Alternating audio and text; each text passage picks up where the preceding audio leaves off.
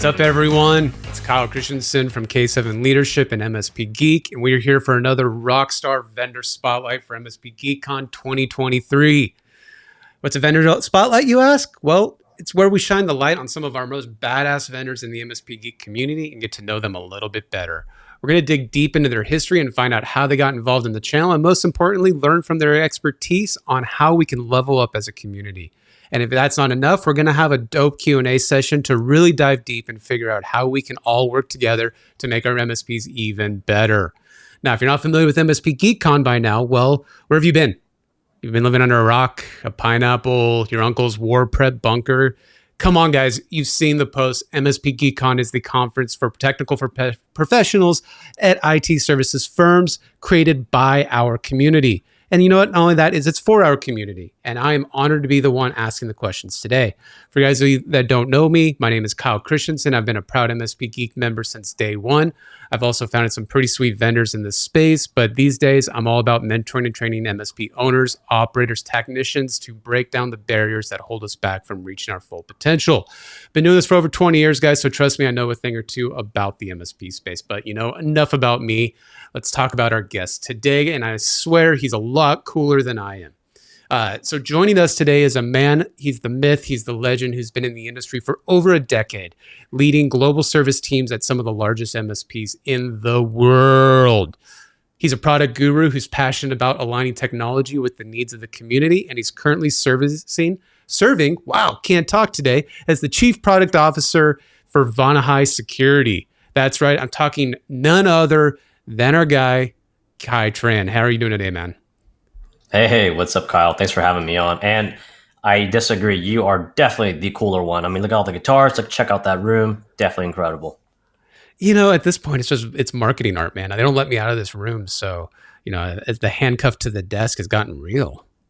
I mean, but it looks beautiful. At least it's in great space. I appreciate it, man. So, everyone, I buckle up, right? There's some cool things that Vonahi has been doing in our space. And, first and foremost, Kai, congrats on the acquisition. Awesome. No, thank you. It was huge news, right? We're amped. We're excited to be moving forward with the journey. So, it's funny, right? Because there's highs, there's lows, but at the end of the day, it's all for probably making the product better, right? As a SaaS provider, as a software provider, right? We always have features and roadmaps, and especially in cybersecurity, there's going to be things in our pipeline that we don't even know what features we're going to have to build, right? Yep. No, exactly. And that's actually kind of why we decided to move forward with this path, right? The whole team is here. We're all still on board, and we're committed to building, this badass product that we've brought to the market. And now, with more resources, we're going to be able to develop, innovate a lot faster than ever before. And to kind of hit on that point a little bit further, we listen to our community. Like, we work very closely with our partners, with our MSPs, and that's how we've built a lot of the features. And pretty much most of the stuff you see the platform today was all feedback from our partners. Man, and that's the whole thing, right? Is when we're part of a community, there's going to be feedback, there's going to be bumps in the road, because we're all in a very young industry, right? At the end of the day, the IT services firm is only about 15 years old. Yeah, that's true. Yeah. And I think, especially with like the SMB space finally starting to become more tech focused, we're starting to see that growth drive a lot of that demand there. Yeah. I mean, so much so, right? The compliance is coming down the road, right? The government's getting involved. And if we think of some of our counterparts, like in finance and HR, right? Like, they've had 50, 60 years to mature. So It's kind of fun to see us finally in that moment. And kind of switching gears a little bit, man. I heard a little story, or I heard something about your past a little bit. I heard what your AOL screen name was. I heard you were known as the Pudgy Asian. Yep. Yeah, that was, I don't know. I was a kid. I was a little pudgy. I was Asian. It kind of just made sense. Yeah. One of those two things, just one of those obvious, well, now you know me in 2 words. Yes. Oh, man, I love it. If just being transparent, I have to say mine. Mine was master guitarist. I couldn't have guessed, considering everything we're seeing It's so today. dorky, and I'm so embarrassed by saying it out loud, because I think I had been playing for 2 years and I couldn't even play a song if I had tried. But right, that was the day. That was the free day, right? You could pick whatever you wanted. Yeah, you can do whatever you want. Actually, and it's crazy because I don't know if AOL chat even exists anymore, but those were the times. Those were the times, man. And speaking of, interesting names, tell me about Vonahi. Tell me how it kind of came up.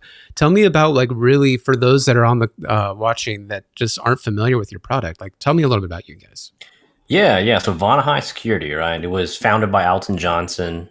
He's got over a decade of pen testing, and him and I, we actually go way back, right? And it was really cool in how we got started. We both got started in traditional help desk, right? Help desk, and kind of just moved up the stack. Now, took two very different paths, right? Alton went down hardcore on the security side. I went down hardcore on the systems engineering side. So that's kind of what led me to end up like leading a lot of like the world's biggest MSPs, and we're talking like multi-billion-dollar industries here. They're huge. Alton went down the path where he became like an OSCP and OSCE, working for some of the largest pen test firms like in the world as well. Now, Vonahi was created back in 2018, and the name itself means to pull from fire, which is pretty fitting considering what we offer, right? Pen testing through a SaaS platform. So we give MSPs and even internal IT teams the ability to run network pen testing on their own as frequently as they need. That way, they can better safeguard their environments and also their clients as well. So, as someone that's familiar with pen testing, having ran an MSSP myself, I know that there's a lot of convolution in even just the word pen test, right? We have white box, we got black box, there's internal stuff, there's social engineering. Yep. I think because we're knowing with MSP GeekCon in that we are trying to appeal to all levels of technical professionals, right? Down to the guy that's only been working for 3 to 6 months. What's the, Mhm. give me your definition of the pen testing that Vonahi is trying to bring. And if you want to get a little nerdy with us, man, feel free.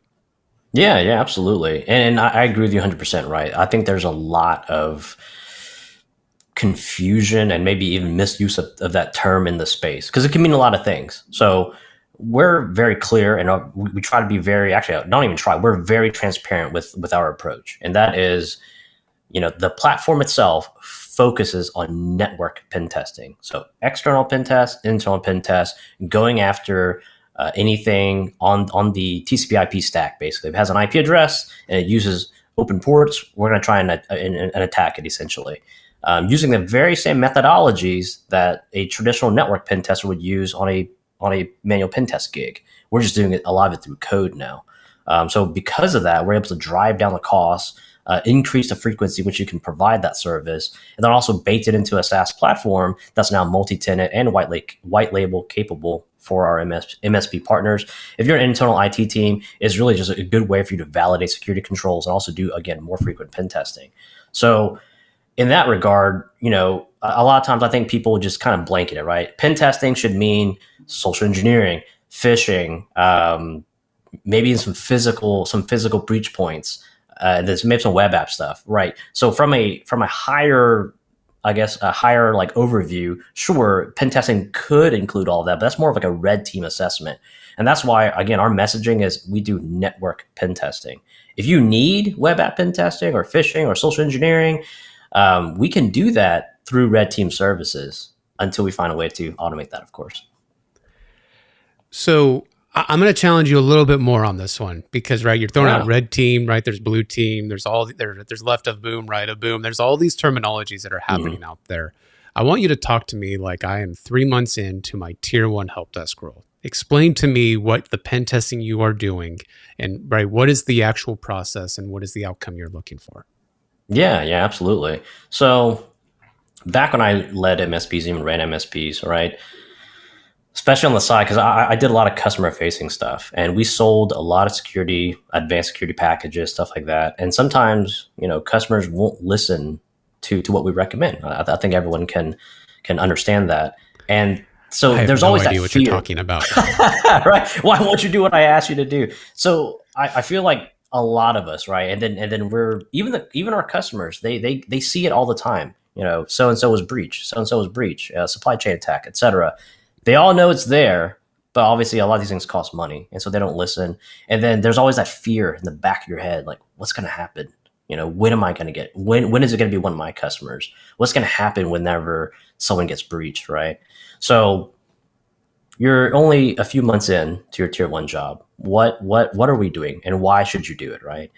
Instead of waiting for that win, right, bring it in house. Now we're emulating the same attack methods of a malicious hacker, so that you can get in front of that situation. Basically, it's very much a left of boom type of offering here. Instead of waiting for right of boom to happen, let me see what would happen in a controlled environment if I were to get hacked today. How much can they get away with? How much exploitability exists in my environment? Where are my weak spots? All right. And in a very actionable way. A vuln scan will just tell you, like, here's a database of signatures, and then it just spits out saying, yeah, these are all the things that could be potentially vulnerable. Some of those most of those don't even have publicly available exploits. On the pen test side, we are proving to you, like, hey, I was able to basically gain access to this user account, pivot from there, and get domain admin from here. Ran a script and basically found all these sensitive files. This is what you need to do to protect that and fix that from ever happening at all. So again, very, very actionable, very direct. So, right, essentially, the technology works, right? As an IT professional, that's what we care about, right? Is the client calls in, they can't work, and we find a way to get them to work. Where on the other side of the fence, right, just because it works doesn't mean it's set up properly. Doesn't mean it's set up to a place to where it couldn't be, right? We say the word exploited, but it could be as simple as, hey, a file share is open that doesn't have any level of access, and I can get the CFO's files, right? But it was easier for me to get the CFO access to their files by just giving rights to everyone. Right. I mean, I remember back in the day, right? You would be messing with like a map drive problem, and you go, fuck it, I'm just going to make it the rights for everyone, right? Like that's literally what we used to do back in like the late 2000s when we ran into a problem, right? And those cases are everywhere, right? So as an MSP Tech 1, right, you guys may not have done that, but the IT company previously that was managing that client may have done that. And for a lot of us, right, we don't know that those exploits are out there because it just works. And we do all of our onboarding and our due diligence that we don't go and check the file permissions on everything. That would be like in the moment, right? Especially from a help desk perspective, that would be asinine. There's not enough hours in the day to go check all that. But you're right. Sometimes you do a vulnerability scan and you go, oh, there's 400,000. Let's just start one by one. Yep. So I remember when we first met, and what's funny, Kai, is this poker chip you gave me. I don't know if people can see it. A couple years, like, what was this? Right, a boom. It sits on my desk because it's my fidget toy. But I remember when we were talking, you had told me about this. Like, you've hacked 3,500 companies now. Yeah. It's actually a pretty cool milestone for us. So to date, right now, we've done almost about 14,500 assessments. And that's a mixture of external and internal pen tests, right? But that's all through our partners, right? Through our MSP channel, and they represent about almost 4,000 companies now. So the numbers changed because we've been growing quite a bit. But yeah, at the time we published information, it was about 3,500 companies that we ethically hacked. For a company that's only been around for for a platform that's only been around for about 3 years. Damn. That's really kind of keeping the ball moving, man. Like, what are the kind of, I don't know if you have data or there's anything you can share, like what the lessons you guys have learned through those. But I'm sure there's got to be some insight in that. There is. It's actually incredible, right? So we're across multiple verticals. So we've seen everything from manufacturing to finance, healthcare, auto dealerships. I mean, literally every industry we're in there somewhere. And some of the most common things we see, it's kind of crazy, but to your point, right? Misconfigurations, and also just people not doing anything about IPv6. I think IPv6 is the most common issue I see almost on every single assessment that we've done. And that's basically, a lot of it's because, people are like, well, I'm using IPv4. Why do I care about IPv6? But that's leaving a gigantic open door with a lot of sophisticated attacks that can be performed to gain access. We actually have a white paper on our website, free. It's not gated. You don't have to input any information. Literally just go download it. Basically, top 10 critical findings that we've discovered from ethically hacking over 3,500 companies. Dang. Yeah, it's funny. I think back to, again, my early MSP days. We're talking like 2011, 2012, when the TLS stuff started happening, right? And 1.0 starting to get expired. Hmm. Having to go in, and I'm not proud of saying this, but I'm going to say it, right? We had to re-enable TLS 1.0. And we had to do it because they had a copy machine that was worth $50,000, right? $60,000 that only worked on that protocol. Yep. But right in those moments, right, especially in the early days, right, the client isn't going to go buy a new copy machine, right? They're going, dude, just enable it. But there are those things where I think back to going, well, is it still enabled, right? Like at this point, they've probably replaced it, but did their new IT company ever go back and see those things? Because just like IPv6, right, TLS 1.0 was even easier to kind of get around in those instances. I Yep. remember a big breach. I don't remember if it was like a big manufacturing, but they were getting through those security cameras because they were all just forward port 80. Same thing with SMB1, and I'm sure a lot of our MSP viewers could probably uh, empathize with this here. But if you don't manage, or if they have a copier vendor, it's pretty common for them to just come drop off this machine, enable all services, sometimes ask for credentials to do scan to file to work, and now you got a pretty exploitable the machine right there. And it's an interesting topic too, because that's where you start getting into the shadow IT stuff, right? And I know Yeah. I don't know, I'm not a huge fan of the name. I know it's a catchy name, but to me, right, a lot of times I'm just working at a company and my boss is telling me I got to get shit done, and my IT company is telling me I can't do this, but I still have a deadline or I get fired, right? I'm a sales guy. I'm an AR clerk. I'm someone with a high stress, repetitive position. I'm going to find a way to do it. Yep. And Yeah. sometimes we, as IT, we don't know about these things. No, that's true. That's very true. Well, and I think, and I actually I agree. The term is I guess designed to have a little bit of a fear mongering effect to, but also sound badass, right? But I think in those situations, right? Because we used to get those clients, right? And but that opens there's actually a lot of opportunity there for you as an MSP to really shine by basically having a better conversation and gaining that trust. And then now, instead of them just slapping crap on the network, it's going to cause downstream issues for everyone involved. They if they start looking at you as more of a partner versus just the IT guy, now they're like, hey, listen, you've always approached all of my problems from a business perspective. I'm trying to do this. Show me the best way to do it versus them just saying, you're just a guy that I call to run the cables. And now I'm just going to slap stuff on the network and good luck. Exactly, right. And I think that even speaks to why pen testing, where back in the day, right, I remember I was charging people $15,000 to $20,000 for a pen test. Like we're talking like high revenue generating items, because it was quite a bit of work, right? Especially when you get into really trying to do IPs and really trying to figure out the ports. Mm-hmm. And when you're doing those larger pen tests, right, back in the day, it was a tough sell, right, to tell the client, hey, I know your network works perfectly, but I got to make sure your employees aren't abusing it. Yep. But Yeah. now, right, with a product like Vonahi, right, being able to have that leverage of going, well, now it's somewhat affordable, right? It can be an expensible, operationally based item in your environment, to make sure that marketing didn't just go buy 40 tools and install them on their machines and not even looking at where they came from. Mm-hmm. And I'm looking at a lot of those AI companies right now to where they're all pushing them out real quick and people are just downloading whatever they see. Yep. Yep. Yeah. It's kind of a big a fad almost, but and AI is pretty cool. But that's kind of part of our Totally. mission, right? At Vonahi, our mission was, uh, how do we get more pen testing in the hands of everyone, right? And let's find a way to drive down the cost and also be able to scale it. Because to your point, right, back whenever you were doing it, 15, 20 grand, that was pretty typical, and that's because it was human intensive. It took a lot of time, and the labor is expensive. Good pen testers are not easy to find. Yeah, if for those MSP owners that are watching, back in the day, you had to have a CISSP, a guy with an ethical hacking certificate. And in 2013, 2014, I remember these were $150,000, $160,000 a year. Now, granted, I was in California, so right, I did have a higher salary base. But at the end of the day, right, you had to sell these at 15 to 20K just to break reasonable margins in these security offerings. Yep.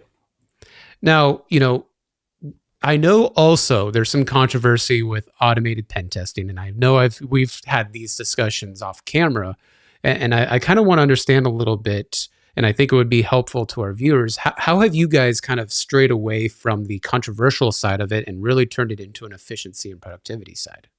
Yeah, no, absolutely. So we kind of hit on this, right? And I'm going to answer this question a little differently.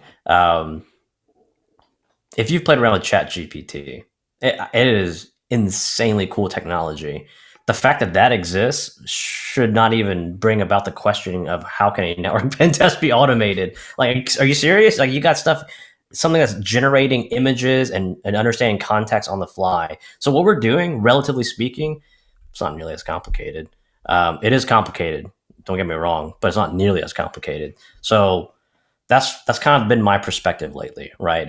Everything is impossible until it's done, and we've done it at Vonahi. It is truly an automated network pen test. I think we started to shy away from that term just because in the space there was a lot of controversy, but now we're kind of embracing it. Like, listen, you might not like that I'm saying that. Come talk to me about it, and let's figure this out together, right? At least let's get the conversation started. And let me show you why we call it an automated network pen test.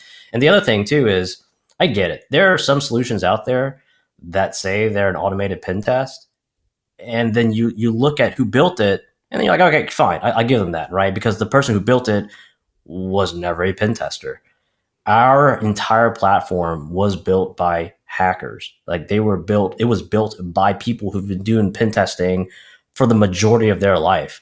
Like that's all they've been doing. And then, to have someone say, well, it's not an automated network pen test. I'm like, I'm sorry, but the team that built it, who are all hackers, says otherwise. So that's my take on it.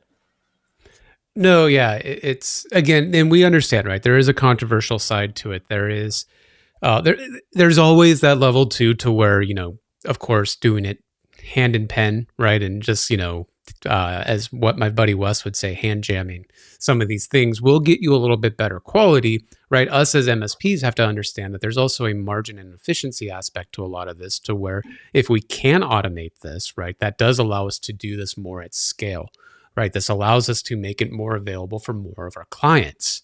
And I think that segues nicely into how we can integrate this effectively in our IT systems and our procedures. Like, what is your thoughts on how an MSP should really start to integrate this to their client experience? Yeah. So right now, where we're seeing a lot of the demand is like to what I think you mentioned earlier, cyber insurance and compliance requirements. And SMBs and MSPs are starting to see that, get pushed towards them a lot more frequently now. The other thing, though, our goal, right? Because all MSPs, you all do onboarding, right? Whenever you bring on a new client, you're doing onboarding, and we all know that if the onboarding goes smooth, that means your ticket counts after that is going to be a lot less, right? You're trying to reduce that noise, right, from onboarding that new client. So we're hoping that pen testing becomes the new standard, right? Not just a Vuln scan. So pretty much every new onboarding, someone gets a pen test right off the bat. And that way you're seeing where the security issues are, you're seeing where all your noise generators are, and now you can have really good conversations with that client about, listen, this is why you need our advanced security stack. This is why we're doing pen testing every year at the minimum. Should almost be like quarterly or at least biannually. And then this is why you need to do these projects right off the bat, because it's going to reduce all these security risks and again, make your business run a lot more efficiently. Now, and I 100% agree, right? It's definitely going into that due diligence and that proper, client management to just make them aware, right?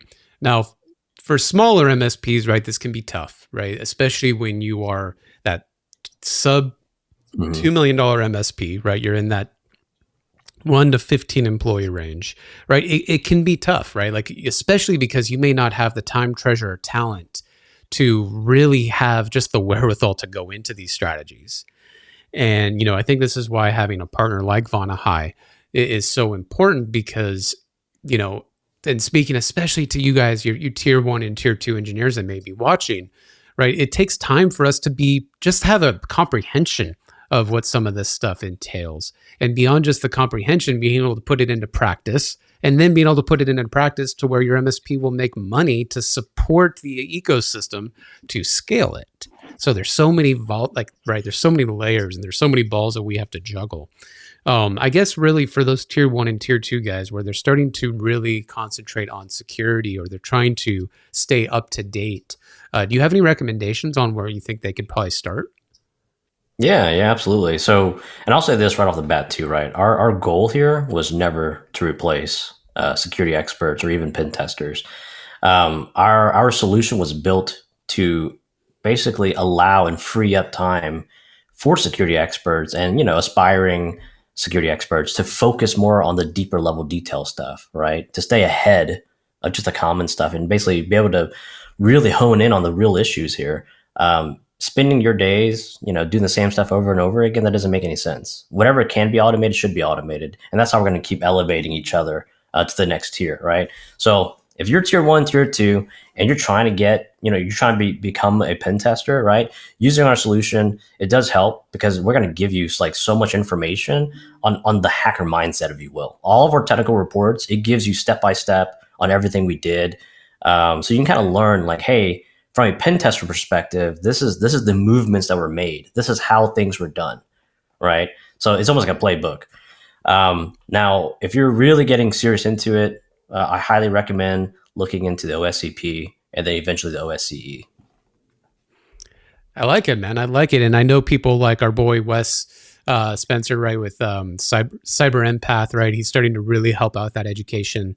And really, it's just being curious, right? A lot of this stuff is unknown, right? We're all kind of learning at the same time as well. And you can kind of see a lot of that out there. But you guys are going to be at MSPGeekCon, right? What can we expect from you guys? Yeah, absolutely. We're going to have a booth there. Definitely come check us out. Alton, our founder, is going to be doing a panel session there as well. And I think really that one's going to be just focused on how to move to the next layer in your or to the next tier in your career. But again, we're gonna have some awesome swag. We'd love to just talk to anyone that wants to talk to us about pen testing, security in general, or even just come grab a cool shirt from us. I love it, man. I love it. Well, hey, man, it's been great having you on, and we look forward to seeing you there at MSPGeekCon. Awesome. Likewise, Kyle. Thank you so much. MSP Geek community, you guys have been awesome as well. Thank you so much. So, guys, that's a wrap for today's Vendor Spotlight with Kai from Vonahi. I hope you all enjoyed learning more about the journey and the amazing solutions that his company has to offer. And honestly, just a really cool topic about, some of the things we struggle with as technicians and owners of MSPs. As always, we want to thank the MSP Geek community for joining us and being a part of this conversation. Your input and feedback are invaluable to the growth and success of our industry. If you have any additional questions or you want to learn more about Vonahi, be sure to check out our website and connect with Kai and Alton while they're there. They're both amazingly intelligent guys. And finally, a big shout out to MSP Geek for creating this amazing platform for us to have these conversations and share our experiences and knowledge. We can't wait to see what the future holds and see you guys in the next couple weeks. Other than that, I've been Kyle Christensen. You guys have a great rest of your week.